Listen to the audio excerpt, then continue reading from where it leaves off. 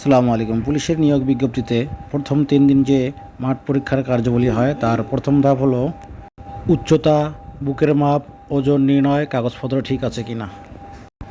সকল কিছু ঠিক পেলে পিইটি ফর্মে যোগ্য বলে সিল দেওয়া হবে বা এডমিট কার্ড। দ্বিতীয় পরীক্ষার দিন সে এডমিট কার্ড দেখিয়ে মাঠে ঢুকতে হবে।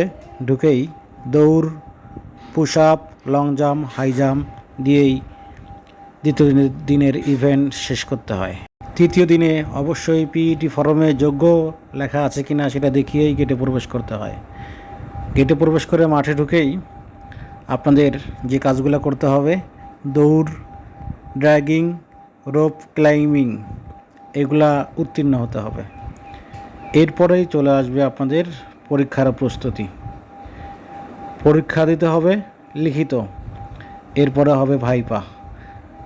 ভাইপা শেষ, আপনাদের কার চাকরি হবে এবং হচ্ছে না এখানেই রেজাল্ট পেয়ে যাবেন ইনশাআল্লাহ।